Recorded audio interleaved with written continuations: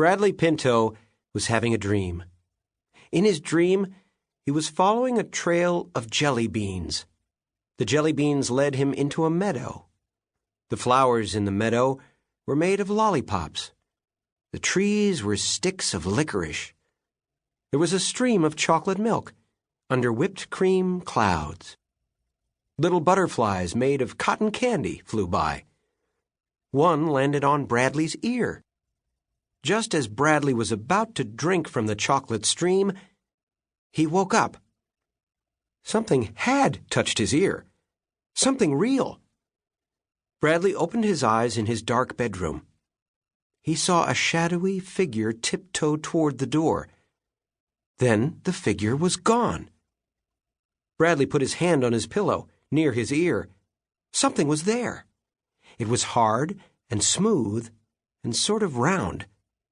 He turned on his lamp and grabbed the object. It was a plastic Easter egg.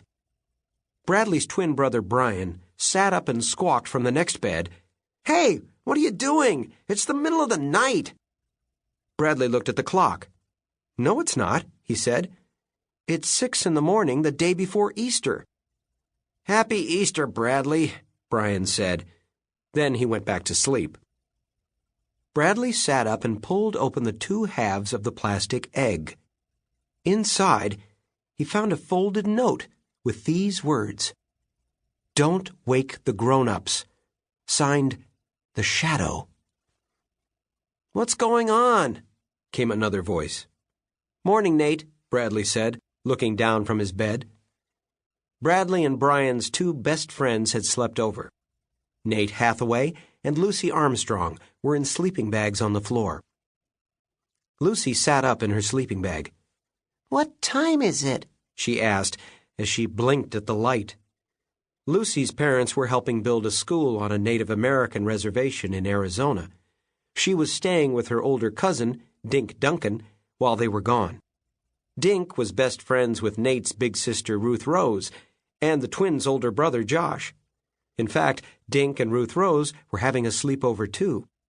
They were down the hall in Josh's bedroom. Brian sat up and rubbed his eyes. "Hey, what's this?" he asked. He held up a blue plastic egg. "It was on my pillow." "I found one too," Bradley said, showing his egg. "My egg had a note inside." Brian yanked his egg apart. A folded paper fell out. "Mine does too," he said. Nate and Lucy soon found plastic eggs on their pillows. "We all have notes," Lucy said. "Mine says, 'Go where a rose grows.' Signed, The Shadow." "Mine says, 'Get dressed,'" Brian said. Nate crawled out of his sleeping bag. "Mine says, 'There you will find directions to the treasure.' It's signed The Shadow, too." "Cool, it's a treasure hunt," Lucy said. "I love treasure hunts. But who's the Shadow?" "Whoever it is, he used a computer," Nate said. "These notes have been printed out." "Josh has a computer in his room," Brian said. "Is your brother Josh the Shadow?" Lucy asked. Brian shrugged. "Maybe. Dink and Ruth Rose slept over last night. I'll bet the three of them cooked up this idea." "But why put the messages inside Easter eggs?" Nate asked. "Because tomorrow is Easter, silly," Bradley said. "Oh, yeah, it is," Nate said. "Happy Easter, guys." "I think we should do what the notes say and find the treasure," Lucy said. The four kids read their notes again. "Mine tells us to find the directions," Nate said. "How do we find them?" "Go where a rose grows," Lucy said, reading from her paper. "But where's that?" "I know," Nate said. "Over in Center Park there's a rose garden. That's where roses grow." 5 minutes later, the kids were in the kitchen, pulling on their sneakers. Lucy saw a basket on the kitchen table.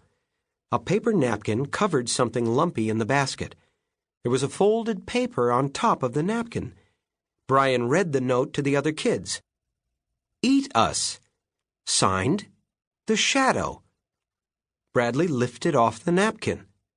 Under it were 4 jelly donuts. Yum! I'm beginning to like the shadow, Nate said.